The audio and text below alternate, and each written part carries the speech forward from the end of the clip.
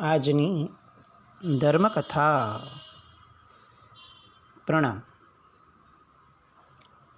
શ્રીવર્મકુમાર અને વસંતશ્રી. શ્રીવર્મકુમારના જીવનનો એક અતિ મહત્વનો ભાગ એમના લગ્ન. વસંતશ્રી સાથે લગ્ન જે થયા એ એમણે ક્યાંય કલ્પનામાં નહોતું રાખ્યું. આ તો વસંતશ્રીના મનની અંદરમાં અચાનક શ્રીવર્મકુમારનું નામ સાંભળતા જે રોમાંચ પ્રગટ્યો અને એના પછીથી જે બધી ઘટનાઓ બની એના કારણે શ્રીવર્મકુમાર પોતાનું ઔચિત્ય જાળવવા માટે, કર્તવ્ય પાલન માટે અને પોતાના નામ પર પોતાનું નગર છોડી અને નીકળેલ કન્યા માટે એ અહીં આવ્યા અને ત્વરિત લગ્નનો નિર્ણય પણ લીધો. ઉત્તમ પુરુષોની આ ખાસિયત છે કે એ લોકો ઔચિત્યમાં ક્યારે પણ પાછા ન પડે. આપણને જે કામ એવું લાગે કે આ તો અતિશય રાગ હશે તો કર્યું હશે, આ તો 100% મનમાં કંઈક પડ્યું હશે એટલે કર્યું હશે, પણ એવા બધા કાર્યોની અંદરમાં એમની પાસે ફક્ત એક જ જવાબ હતો અને જવાબ હોય કે આ પરિસ્થિતિની માંગ હતી. આ પરિસ્થિતિમાં આ જ ઉચિત કર્તવ્ય હતું અને એ રીતે લગ્ન થયા. ગઈકાલે જોયું એમ સુદર્શન સુધી જાણીને એવી રીતે સમાચાર મોકલાયા કે હવે સુદર્શન પણ યુદ્ધ કરવા માટે તત્પર બને. સુદર્શન યુદ્ધ કરવાનું નક્કી કરે છે. અનેકોની ના છે, તેમ છતાં એ જોડાતો નથી, એમાં એ સમજતો નથી અને યુદ્ધની અંદરમાં જોતરાવે જ છે. પણ એટલું એને ચોક્કસ ખ્યાલ આવે છે કે આમનું સૈન્ય બહુ મોટું હશે એટલે આપણે યુદ્ધ કરશું ખરા, પણ એની માટે કેટલાક અલગ પેંતરાઓ રચીને પછી કરશું. દરેક મૂર્ખ વ્યક્તિને એવું લાગતું જ હોય છે હંમેશા કે સૌથી બુદ્ધિશાળી હું છું અને સામો મારા કરતાં વધારે મૂર્ખ છે. ખરી મૂર્ખતા જ જીવનની આ છે કે આપણે હંમેશા સામા વ્યક્તિને નબળો જ ગણતા હોઈએ છીએ. સુદર્શન કુમાર એ વિચારતો નથી કે શ્રીવર્મકુમાર છેક ત્યાંથી આવ્યો છે પોતાની પત્ની માટે, એ આવો સંદેશો મોકલાવે છે. એના પિતા નરપુંગવ રાજા એણે અનેક વાર આવું સાબિત કરી દીધું છે કે એ કેટલા પરાક્રમી છે. એટલે મારે હવે કોઈ પણ પ્રકારે આ શ્રીવર્મકુમારને અંડર એસ્ટિમેટ તો ન જ કરાય, પણ આવી વિચારણા એનામાં નથી પ્રગટતી. કેટલીક વાર એવું લાગે કે વિનાશ કાળે બુદ્ધિ વિપરીત જ થાય. ખેલ ખેલાવાનું નક્કી થયું જાણે. હવે આ પાછા આવી જાય છે અને આ બાજુ જે દિવસે લગ્ન થયા એના બીજે દિવસે વહેલી સવારે શ્રીવર્મકુમાર જાગે છે અને જાગે છે ત્યારથી હવે આ આખા ખેલને કઈ રીતે વહેલામાં વહેલી તકે સમેટી લો એની ચર્ચા વિચારણા વગેરે ચાલે છે. એમાં એમને સમાચાર આવ્યા કે સુદર્શન કુમાર આ રીતે ધુઆપુઆ થઈ ગયા અને એમણે અમને કાઢી મૂક્યા દૂતને. આ લોકોને તો એ જોઈતું જ હતું. સાંભળ્યું અને શ્રીવર્મકુમારને પણ આનંદ થયો કે ચાલો આપણી ધારેલી બાજી એ જ રીતે આગળ વધે છે. હજી એ કંઈક બીજી પ્રક્રિયામાં આગળ વધે એ પહેલાં વસંતશ્રી અને વનશ્રી એ બંનેઓ એમની છાવણીમાં આવે છે. એમની સાથે વાતચીતો કરે સામાન્યતયા અને પછી જણાવે છે વસંતશ્રી કે મેં વજ્રાયુધા દેવીનું એક માનતા રાખી હતી કે જો મારે આ રીતે મારો આ લગ્નની વાત અથવા શ્રીવર્મકુમાર સાથે મારા મિલાપની વાત એ જો સીધી રીતે પાર પડી જશે અને બધું સહજ રીતે થઈ જશે તો હું એમની નૃત્ય ભક્તિ, એમની વિશેષ ભક્તિ અને એક રાત્રિ જગો એ હું એમનું કરીશ. એટલે આજે કુમાર જો આપને વાંધો ન હોય તો શુભસ્ય શીઘ્રમ, દેવીને જે વચન આપ્યું છે એનું ઋણ ચૂકવવું જોઈએ તરત જ, તો હું આજે જ આપણે એ કાર્યમાં જોડાઈએ. કુમાર બહુ સહર્ષ સ્વીકારે છે કે આપે કરેલો ભાવ એ મારો ભાવ, આપે કરેલી ઈચ્છા એ મારી ઈચ્છા, આપે એમને જે વચન આપ્યું છે એનું ફળ તો મેં પણ ચાખ્યું જ છે ને, તો પછી એમાં પૂછવાનું શું હોય. ચોક્કસપણે આપણે સાથે જોડાઈએ અને બધી જ તૈયારીઓ જે પણ આપણે જોઈએ તે તૈયારીઓ એ બધા આ સેવકો છે આપણા, એમને તરત જણાવી દો, એ બધું જ કરી લે. એટલે આજે બપોર પછીથી સતત આપણે આ જ વસ્તુને માણશું. આ એક દાંપત્ય જીવનનો સરસ મજાનો ક્રમ છે. સ્ત્રી કે પુરુષના ભેદ આર્ય સંસ્કૃતિમાં ક્યારેય ન હતા, પણ સ્ત્રી અને પુરુષના ભેદ કેટલાક એ કુદરતે જ કર્યા છે. આપણે એમ વિચારીએ કે સ્ત્રી અને પુરુષમાં કોઈ ભેદ નથી, પણ કુદરત સ્ત્રીનું શરીર જ કેટલેક અંશે એ પુરુષ કરતાં બધી જ રીતે નબળું હોય એવી રીતે બનાવે છે. એવું કેમ બનાવતી હશે? અહીંયા નબળું સાબિત કરવા માટે નબળાની વાત નથી, શરીરના બાંધાની જ વાત છે. સ્ત્રીને સહજ રીતે કેટલીક શક્તિઓ પુરુષ કરતાં ઓછી જ રહેવાની, સ્ત્રીને કેટલીક મર્યાદાઓ શરીરની રહેવાની જ, જે પુરુષને નહીં રહે. આ કુદરતે કરેલો એક ઉચિત ન્યાય છે. એમાં કંઈ કુદરત પણ અન્યાય નથી કરતી, પણ જે ભેદ સ્પષ્ટપણે દેખાય છે એમાં પણ ભેદની વૃત્તિ ઊભી કરવી એ વિષમતા છે. આમ આપણે સિમ્પલી વિચારીએ કે કોઈ એવું ઝઘડવા આવે કે આ કરિયાતું કડવું કેમ છે અને આ સાકર ગળી કેમ છે, બસ એના જેવી વાત છે. ભાઈ એની પ્રકૃતિગત વ્યવસ્થા છે કે કરિયાતું ખાઈશ તો કડવું જ હશે, કરિયાતું લઈશ તો. એક કામ કર, તને જો કરિયાતું કડવું છે એની તકલીફ હોય અને કડવી વસ્તુ ન ફાવતી હોય તો તારે કરિયાતું ન લેવું જોઈએ. એનાથી વધારે આપણા હાથમાં કંઈ જ નથી. બસ એવી રીતે જો ખરેખર સ્ત્રીપણાની વિષમતાઓ, સ્ત્રીપણાના શરીરની મર્યાદાઓ એ જો આપણને ન ફાવતી હોય તો આપણને સ્ત્રીપણું મળે એને યોગ્ય કર્મો એ આપણે ન સેવવા જોઈએ. પણ હવે જ્યારે તે કરિયાતું પી જ લીધું છે તો પછી કરિયાતાની કમ્પ્લેન્સ ક્યાં સુધી કરીશ? એમ હવે જો સ્ત્રીપણું મળી જ ગયું છે તો સ્ત્રીને યોગ્ય જે પણ કર્તવ્યો, જે પણ કાર્યો છે એની કમ્પ્લેન્સ કેમ? અગર સ્ત્રીનું શરીર મળ્યું છે અને અંતરાયના એ 3 દિવસ આવવાના જ છે તો પછી એની માટે કુદરતે જે વ્યવસ્થા મૂકી છે કે ધર્મશાસ્ત્રોએ કે પછી સમાજે જે વ્યવસ્થા મૂકી છે એ વ્યવસ્થાને સ્વીકારવા માટે આટલી બધી ભાંજફોડ કેમ? સ્ત્રીને પુરુષને આધીન રહેવા માટેની જે વ્યવસ્થા મૂકાણી છે કે જે બની છે વ્યવસ્થા, એનો આટલો વિરોધ કેમ? સ્ત્રીના શરીર દ્વારા આવા જ કાર્યો થઈ શકે, એનાથી વધુ કાર્યો કરવા જવામાં સ્ત્રીનું શરીર સીધાય છે અને અંતે રોગો જ થાય છે.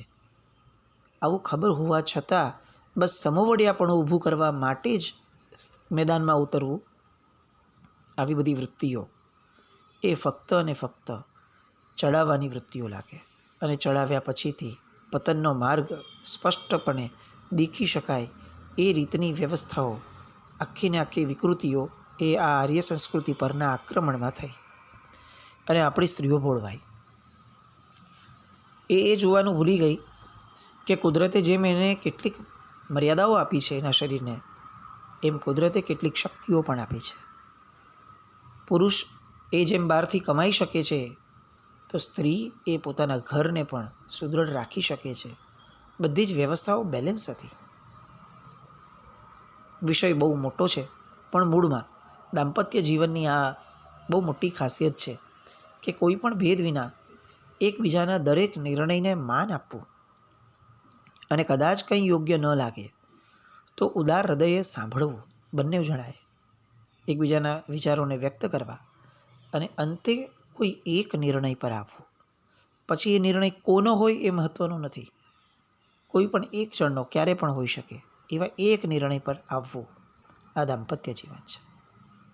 હું પ્લસ તું ઇઝ ઇક્વલ ટુ આપણે. આ ફોર્મ્યુલા ઉપર જો જીવન ન જાય તો પછી એ દાંપત્ય જીવન છે કે ગુરુ અને શિષ્યનું જીવન છે. દરેક જીવન તકલીફમય બને. અહંકારના ભોગ વિનાના સુમેળ એ સુમેળ થઈ જ નથી શકતા. અહીંયા કોઈ પણ પ્રકારે આવો અહંકાર એ દેખા આપે એવું હતું જ નહીં. નક્કી થયું અને કુમારે બધી જ વસ્તુઓ જે પણ તૈયારીની હતી એ બધી ઇન્સ્ટ્રક્શન સૂચનાઓ આપી દીધી અને એક બહુ ભવ્ય જલસો જાણે થવાનો હોય એ રીતે એક આખું સરસ મજાનું અહીંયા સંપન્ન થવાની દિશાની બધી જ તૈયારીઓ પૂરી થઈ. હવે આ બાજુ આ આખા સમાચાર સુદર્શનને પ્રાપ્ત થાય છે કે રાતોરાત આ લોકોએ લગ્ન કરી લીધા છે. સુદર્શન તો ધુઆપુઆ થઈ ગયો. એમ કેવી રીતે એ લગ્ન કરી શકે? આ કન્યા તો મારી જ હતી અને હજી તો ગઈકાલે દૂત આવ્યો, એણે એમ કીધું કે શ્રીવર્મ કુમાર આવી રીતે તમારી પર ચડાઈ કરશે ને આ કરશે તે કરશે. એ કહેતો તો છે નહીં કે લગ્ન કરી લેવાનો છે અને લગ્ન થઈ પણ ગયા. હવે હું આને ન છોડું. એટલી જ વારમાં એનો ગુપ્તચર બીજા સમાચાર આપે છે કે સાહેબ આજે ત્યાં કંઈક બપોરે આખી અને રાત આખી ત્યાં આ સંગીતનો કાર્યક્રમ ચાલવાનો છે દેવીના મંદિરની અંદરમાં. એવા સમાચાર અમને પ્રાપ્ત થયા છે. મૂળમાં આ સમાચાર આપવામાં પણ શ્રીવર્મ કુમારની જ ચાલબાજી હતી. એમણે જાણીને એમણે કેટલાક સમાચારો પોતાના સૈનિકોને ગામડિયા જેવા બનાવી અને કેટલાક સમાચારો એ આસપાસના વિસ્તારોમાં ફેલાવવાના શરૂ કર્યા કે આવી રીતે સંગીતનો જલસો થશે, આખી રાત શ્રીવર્મ કુમાર એમાં હશે, સૈનિકો પણ બધા જલસા કરવાના છે. આ કરાવવાનું મૂળ કારણ એ હતું કે એ જાણતા હતા કે સુદર્શન કુમાર જેવા વ્યક્તિઓ એ હંમેશા પીઠ પાછળ વાર કરવા મળે તો એકદમ એમના મોઢામાં પાણી આવી જાય અને એ કોઈ પણ પ્રકારે આજે રાત્રે હુમલો કરશે જ જો એમને આવા સમાચાર મળશે તો. પૂજ્ય વલ્લભસુરી મહારાજ સાહેબ એમના જીવનની અંદરની શ્રેષ્ઠતમ ઘટનાઓમાંથી એક બહુ જ મહત્ત્વની આ વાત હતી કે પ્રવચનની અંદરમાં વારંવાર એક વાક્ય લેતા. મહાપુરુષ એ છે જે પોતાની તરફ ફેંકાયેલી ઈંટમાંથી મકાન બનાવે. આ વાક્ય આપણે પણ જીવનભર સાચવવા જેવું છે. જગત તો આવું જ છે કે તમારી પર ઈંટ ફેંકવાનું જ. તમે એને સાચવ્યો છે તો પણ ઈંટ ફેંકશે, તમે નહીં સાચવ્યો હોય તો પણ ઈંટ ફેંકશે. એને તો ઈંટ ફેંકવામાં જ મજા છે, કારણ કે એનો એ સ્વભાવ છે. તમારે શું કરવું છે? સામે ઈંટ ફેંકવી છે? ઈંટનો માર સહન કરીને રડવા બેસવું છે? મારું ભાગ્ય કેટલું નબળું છે એવું વિચારવું છે? સામો કેટલો નબળો છે, કેટલો કૃતજ્ઞ છે એ વિચારવું છે? કે પછી આવી ફેંકાયેલી ઈંટો એને ભેગી કરી અને આપણું પોતાનું એક મકાન બનાવી લેવું છે? આ બધા નિર્ણયો આપણી પાસે છે અને આપણી સમજણ એ અહીંયા જ કામ કરે છે. અહીંયા કોઈ પૂર્વભવના કર્મના ઉદય કામ નથી કરતા. પૂર્વભવના ઉદયથી તો ફક્ત પરિસ્થિતિ થાય છે. બંધ કયો કરવો એ તો જીવ પોતે સ્વાધીનપણે નક્કી કરે છે. શ્રીવર્મ કુમાર એ આ કેટેગરીમાં આવશે. એ ઈચ્છે છે કે મને ઈંટ ફેંકાય, કારણ કે મારે ઈંટમાંથી મકાન બનાવવું છે. અને સામે ચડીને આવા સમાચારો એમણે ફેલાવ્યા. આમની એક પણ વાત વસંતશ્રીને તો ખબર પણ નથી. એને તો એમ જ છે કે આજે શાંતિથી આખો દિવસ આપણે આ માણવાનું છે અને ખરેખર માણવાનું જ હતું. પણ માણતા માણતા પણ આ ચતુર વ્યક્તિ એ પોતાનું કાર્ય બહુ સહજ રીતે, સરળ રીતે અને કોઈ મોટું યુદ્ધ ખેલાયા વિના, કોઈના પ્રાણ જાય એના વિના પતે એ માટેની એક આખી યોજના એમના મગજમાં જે ઘડાઈ ગઈ શીઘ્રતાથી, એ યોજનાના ભાગરૂપે આ સમાચાર એની પાસે મોકલાવાયા એના જ માણસો દ્વારા. સુદર્શન કુમાર પોતાના સેનાપતિ નરસિંહને બોલાવે છે અને વાત કરે છે કે જુઓ, આવી રીતે આજે આખો દિવસ આ ગાફેલ રહેવાનો. આમ પણ હજી તો એના કાલે લગ્ન થયા છે. સેના પણ આટલું થાકીને આવી હશે. એનું મુખ્ય સૈન્ય જે છે એ તો હજી કંઈ આવ્યું જ નથી. એને આવતા તો હજી કેટલોક સમય લાગી જ જશે. આ તો વેગથી પોતે આવી ગયો છે. તો અત્યારે આપણી પાસે સમય છે. આપણે એની શક્તિ જ્યારે ક્ષીણ છે ત્યારે આપણે રાતોરાત છાપો બોલી આવી દઈએ, હલ્લો કરી લઈએ અને એને ઊંઘતો ઝડપી લઈએ અને જીતી, અને આપણે બસ ફક્ત એને પરાસ્ત કરવો છે. કારણ કે જો અહીંયા સુદર્શન કુમાર એમ કહે કે વસંતશ્રીને મારે ઉપાડી લેવી છે, તો એનું સૈન્ય એને સહાય પણ ન કરત. કારણ કે અત્યાર સુધી વસંતશ્રી કન્યા હતી, હવે વસંતશ્રી એ કોકની પત્ની છે. એને ઉપાડી લેવાના કુકર્મમાં આર્ય સંસ્કૃતિનો માણસ એ જલ્દીથી જોડાય જ નહીં. એટલે અહીંયા સુદર્શન કુમાર ફક્ત એમ કહે છે કે આપણે એને પાઠ ભણાવવો છે. નરસિંહ તૈયાર થાય છે, પોતાની સેનાને પણ તૈયાર કરે છે એ લોકો પણ યોજના બનાવે છે કે કુમાર તમે અમને જરા સમય આપો, કેટલીક યોજના બનાવી અને આપણે આ કાર્યને પૂર્તિ કરીએ. કમનસીબે એવું થાય છે કે નરસિંહ સેનાપતિ જે છે એની સાથે સૈન્યની અંદરમાં એક વ્યક્તિ હતો, સૈનિક. એ સૈનિકનો બનેવી એ આ સૈન્યમાં હતો, શ્રી વર્મકુમારના સૈન્યમાં. અને અહીંયા જે બધું ઘટના બની, લગ્ન થયા છે એ સમજ્યું એટલે એને એવું લાગ્યું કે કુમારે ખોટું શું કર્યું. પેલી કુમારી આને જંખતી હતી ને એને લગ્ન કરી લીધા, તો હવે મારો રાજા ખોટો છે. પેલો રાજકુમાર કંઈ ખોટો નથી, પણ હું જેની નિશ્રામાં છું, જેના આશ્રયે છું, એ ખોટું કાર્ય કરી રહ્યા છે. મારી નૈતિકતા એમ કહે કે મારે એને સહાય ન કરવી જોઈએ. પણ અજાણ્યા દેશમાં છું, નોકરીની કોઈ પણ જરૂરિયાત આવશ્યકતા હોય એવી પરિસ્થિતિમાં છું, એટલે હું નોકરી છોડી તો નહીં શકું, પણ છેવટે હું સત્યના પક્ષને મજબૂત કરવા માટે તો પ્રયત્ન કરું. એમ વિચારી અને નરસિંહ જે યોજના બનાવે છે એ યોજનાને ગુપ્ત રીતે એ સીધા શ્રી વર્મકુમારની છાવણીમાં જઈ અને એને પહોંચાડે છે. હવે બંને વચ્ચે અંતર બહુ નાનું છે, બહુ મોટું અંતર નથી. એટલે છુપા વિશે જઈ શ્રી વર્મકુમાર પાસે પહોંચે છે અને કહે છે કે ભાઈ અમારો આ રાજકુમાર આવી બધી વિચારોની વાતો બધી કરે છે. નરસિંહ સેનાપતિને આવી સૂચના અપાઈ છે કે આજે રાત્રે કોઈ પણ ભોગે તમારી પર હલ્લો કરી તમને પકડી લેવા અને તમારા સૈન્યને પરાસ્ત કરી દેવો. એટલે શ્રી વર્મકુમાર નાનામાં નાની વિગત બહુ શાંતિથી સાંભળે છે. એને પ્રશ્નો પૂછે છે કે એમની ધારણા પ્રમાણે મારી પાસે સૈન્ય કેટલું છે. અને ત્યારે એમ કહે છે કે નરસિંહ સેનાપતિ આવું કહેતા હતા કે અત્યારે તો સૈન્ય બહુ સામાન્ય હશે, એમને બહુ જોયું નથી. શ્રી વર્મકુમાર બધી જ વાતો સાંભળી અને છેવટે એને ધન્યવાદ આપી અને કહે છે કે આપ થોડું આરામ કરી અને નાસ્તો વગેરે કરીને પછી આપ જજો. બીજી બાજુ હવે બે સૈન્યના વ્યક્તિઓને તુરંત મોકલે છે. એક આપણું સૈન્ય જે આવવાનું છે એ બસ આવવું જ જોઈતું હતું, તો અત્યારે ક્યાં પહોંચ્યું છે એ તમે સત્વરે જોઈ અને પછી અમને જણાવો. અને એ સૈન્યને કહો કે જ્યાં સુધી મારો એમને આદેશ ન મળે ત્યાં સુધી એ સીધું અહીંયા ન આવે, અહીંયાથી નજીકની અંદરમાં પોતાની છાવણી રાખે, પણ સીધા આપણે ત્યાં અહીંયા આવી ન જાય. એક સમાચાર એ ગયા. બીજા સમાચાર એમણે એ આપ્યા કે અહીંયાથી કેટલાક સૈનિકોને ફરીથી પેલા નરસિંહ સેનાપતિને ભોળવવા માટે કેટલાક વ્યક્તિઓને મોકલ્યા અને એવી રીતે વાતો ત્યાં પ્રસરાવી કે આ લોકો પાસે તો બહુ સામાન્ય સૈન્ય છે, એ ગજરાજ વગેરે કંઈ લઈને જ નથી આવ્યા વિશેષ, એટલે છાવણી તો બહુ સુમસામ જેવી હશે. અને આજે રાત્રે તો બધા જ આ સંગીતના જલસાની અંદરમાં થાક ઉતારવામાં અને આ જ બધા આવી રીતે જ રહેવાના છે. આ રીતની વાત એમણે સામા પક્ષ સુધી જાણીને પહોંચાડાવી કે જેના કારણે સામા પક્ષને મૂર્ખામી કરવા માટેનું બળ મળે. બપોર સુધીમાં આ આખી વિચારણાઓ એ જે કરવાની હતી એ બધી પૂરી થઈ.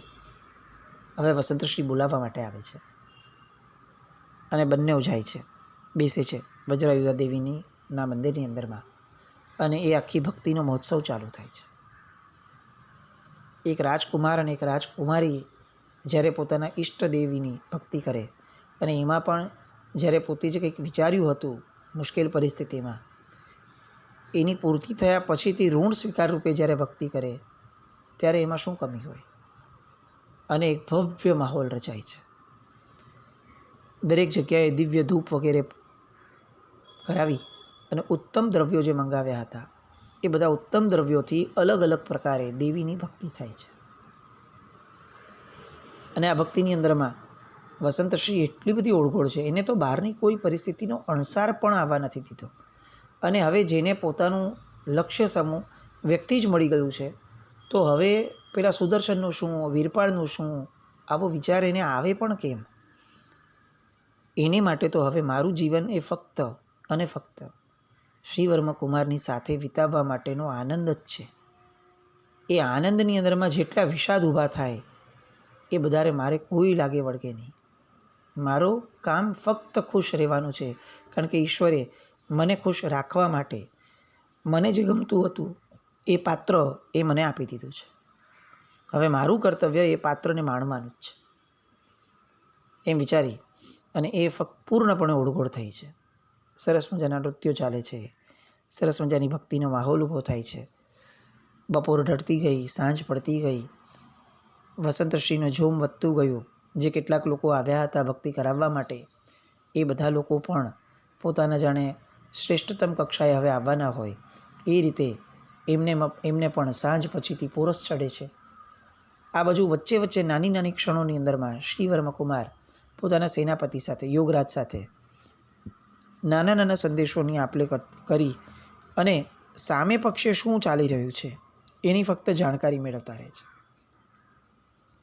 સામો પક્ષ હવે શું કરશે, અને ફક્ત એક જ રાતની અંદરમાં, આમ તો એક પ્રહરની અંદરમાં જ એક ઘટના એવી બની જવાની છે કે જે ઘટનાના કારણે શ્રી વર્મકુમારે અત્યાર સુધી જે યોજના બનાવી છે અને મૂળતઃ લોહી રેડાયા વિના જ આ આખું કાર્ય પૂરું થઈ જાય એ રીતની જે યોજના એમણે બનાવી છે શુભ આશયપૂર્વકની, એ યોજના ફક્ત એક પ્રહરની અંદરમાં કઈ રીતે પૂર્ણ થાય છે અને કયું ચાતુર્ય આ શ્રી વર્મકુમારની યોજનાનું એ સાબિત થાય છે, એ સમજવા આપણે ફરી એકવાર મળવું પડશે.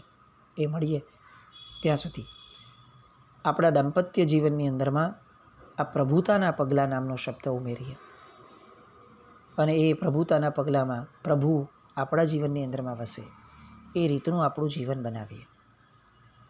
એવી કંઈક વિચારણાઓમાં આપણે આગળ વધીએ એવી શુભ મંગલ કામના.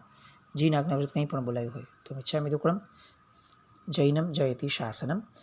બહુ સામાન્યપણે જે ધર્મકથા લખવાનું કાર્ય આપણે ચાલુ કર્યું હતું, બહુ સરસ રિસ્પોન્સ સાથે ચાલી રહ્યું છે. આપણે સેકન્ડ રાઉન્ડ ચાલુ કર્યો છે, જેમાં ઓડિયો ટુ ટેક્સ્ટ પણ હવે એના વિડીયોઝની ટ્યુટોરિયલ્સ પણ મૂક્યા છે. ખાસ જે લોકોને જોડાવવું હોય એને જોડાવા માટે આમંત્રણ છે. જે જોડાયા છે એ બધાને ખૂબ ખૂબ ધન્યવાદ છે. જીન આજ્ઞાવૃત્ત કંઈ પણ બોલાય તો મિચ્છામિ દુક્કડમ